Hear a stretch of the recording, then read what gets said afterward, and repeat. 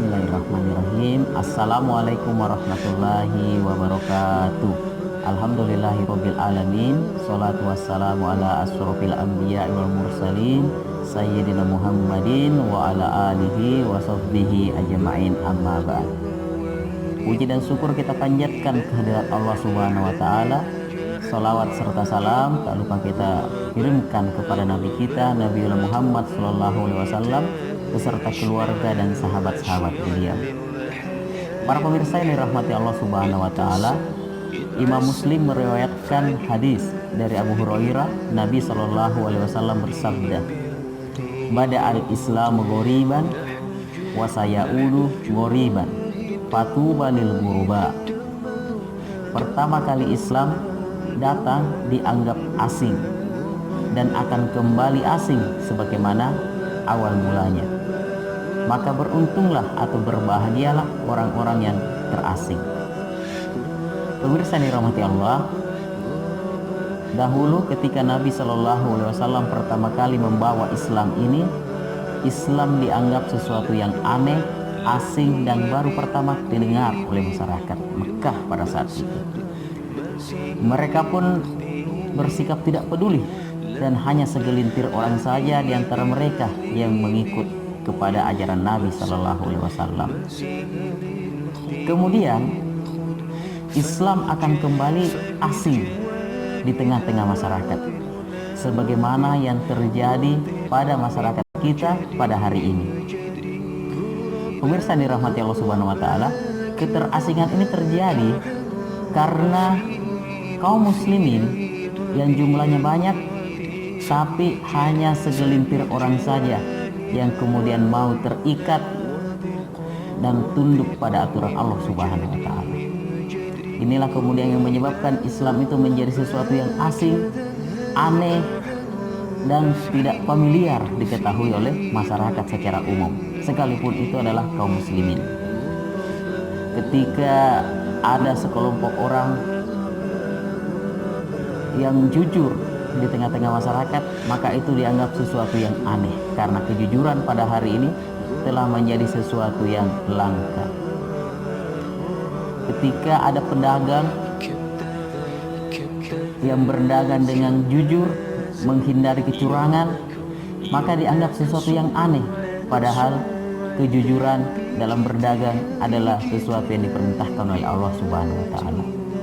Ketika ada pelaku bisnis atau pengusaha yang berusaha menghindari praktek-praktek ribawi dalam bisnis mereka, dianggap sebagai sesuatu yang aneh. Padahal mencari rezeki dengan cara yang halal, menghindari riba adalah perintah yang jelas dalam Islam. Ketika para wanita muslimah yang akan keluar rumah menutup dengan sempurna aurat mereka, oleh sebagian masyarakat dianggap sebagai sesuatu yang aneh. Padahal itu jelas perintahnya dalam Islam.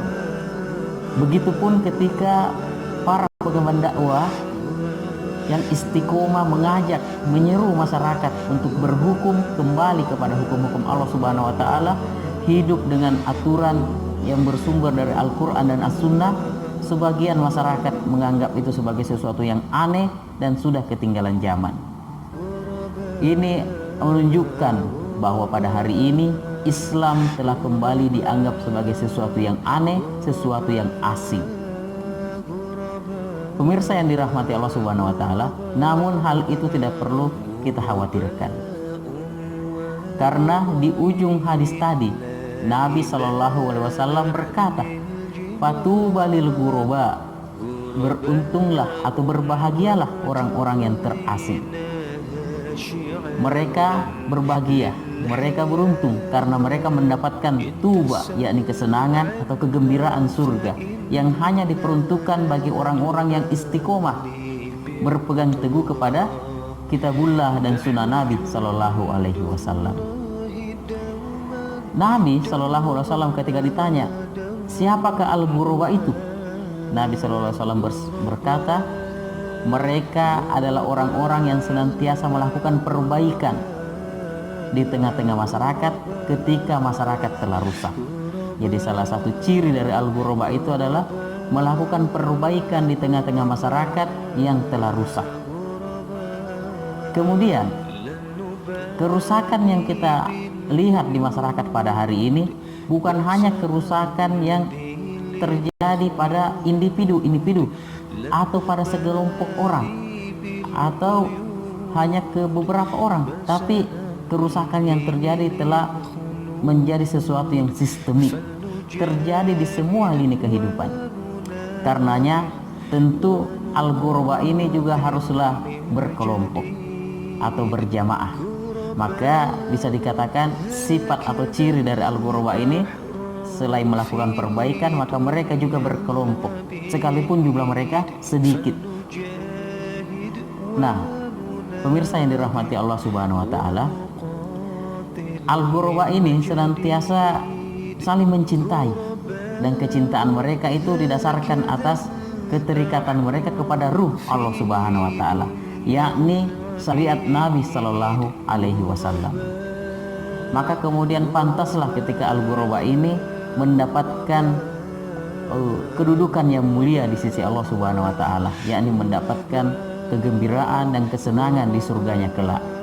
Para pemirsa yang dirahmati Allah Subhanahu wa taala, semoga kita menjadi bagian daripada apa yang disebut oleh Nabi Sallallahu Alaihi Wasallam sebagai al-ghuraba, yakni orang-orang yang beruntung tersebut.